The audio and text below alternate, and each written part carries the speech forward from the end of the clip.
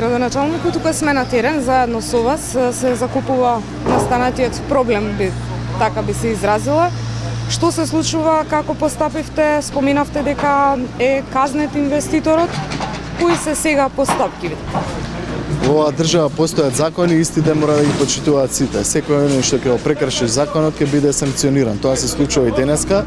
На улицата 9 мај пред неколку месеци настана проблем од страна на Бинјапи инженеринг, фирмата која што го има одобрението за градба. Јамата која што требаше да се спроведе не беше спроведена според даденото решение, односно самите згради не беа целосно заштитени од страна на инвеститорот, не се поставија оние така наречени шипови кои што се за заштита и стабилизација на целото околно земјиште, вклучувајќи и улицата и зградите. Место -2 направене -1 спрат. Нашите инспектори тогаш постапија, ставена жолта лента, беше стопирано градбата, но самиот инвеститор продолжи со градба. Ние како општина после извесен период постапуваме на терен, односно попишаното решение од страна на градежниот инспектор за враќање на правобитноста на самото земјиште, истото денеска го спроведуваме, односно го враќаме самото земјиште во правобитна состојба. Добро, кажете ми, дали ќе има доставување на документација до самото обвинителство со оглед на тоа што се прекршени законите, а вие сте надлежни како општина, што ќе се случува сега, дали ќе му се одземе градбата кога тоа би се спровело доколку така биде одлучено? Да, цела процедура ќе биде целосно спроведена од страна на нашите инспекцијски служби, од страна на општината, како што е законот и законските мерки ќе постапи самата општина. Во моментов со ова решение се враќа првично во правобитна состојба самото градилиште, да се обезбедат целосно сите околни објекти, а дополнително во страна на општината ќе се разгледува можноста што понатаму и како ќе се решува самиот проблем. Добро, кажете ми, имаше оштетувања во дел од зградите, кој ќе ја надомести нивната штета? За среќа нема оштетување од самите објекти, имаше во долниот дел мало оштетување во правосте, но истото е веќе е санирано од страна на инвеститорот, има направена штета на самата улица за која што има подпишано и изјава дека треба да ја врати лично во правобитна состојба. Дополнително се обративме и до градот Скопје, каде што и самиот град му има заложено, веќе се пројдени тие датуми, мислам дека до 20 рокови беа до 20 мај да улицата се врати во правобитна состојба, доколку истата не се врати наредниот период, ќе биде санирана од јавното претпријатие за улици и патишта, а сета направена штета ќе биде фактурирана на самата фирма. До сега вие кажавте дека имаше изречена казна, ја плати инвеститорот казна? Има казна од 12.000 евра, ако не се лажам, неколку казни се во вкупна вредност од 12.000 евра.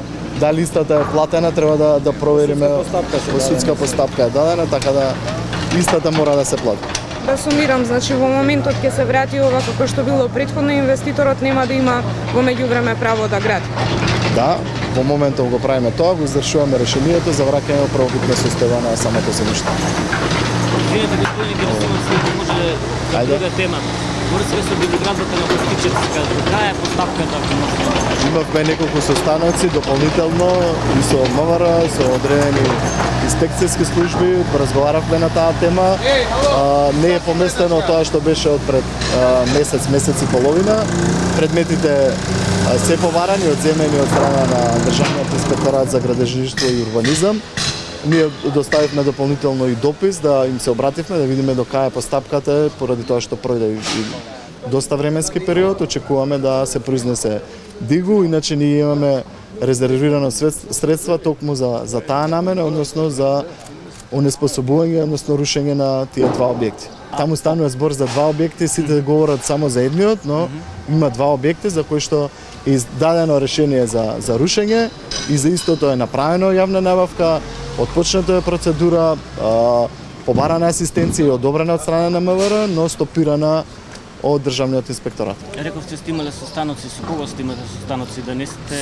Со МВР, да, каде што е поразговарано за самата тема. И не само за тој проблем. Не сте разговарале со министерот за транспорт и врски, Благо Бочварски, со премиерот? Во моментот не. За таа тема со министерот не е разговарано. Разговарано е по представки од страна на граѓани. Така стои во барањето кое што е доставено до општината.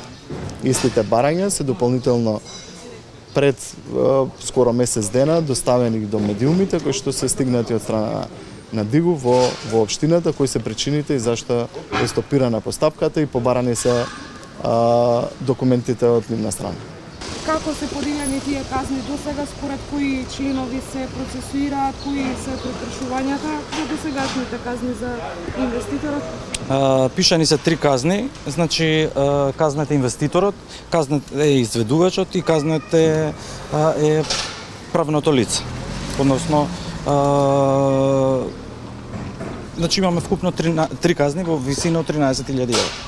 Значи, постапено е по казните, дадени се на понатамошна постапка, исходот мора да бидат казнети и мора да бидат наплатени казните. Може ли да ми кажете кога му е издадено одобрение за градба? Па не знам точно кога му е издадено, нашите решенија се од 6.3. Од 6.3. За отстранување на неправилностите. Вака гледам дека нема предвидено паркинг, дали на -2 или како било тоа предвидено според градбата? Моментално не го знам проектот, јас сепак не сум градежен инспектор, јас сум раководител на секторот, меѓутоа мора да биде постапено по решението донесено од страна на градежен инспектор.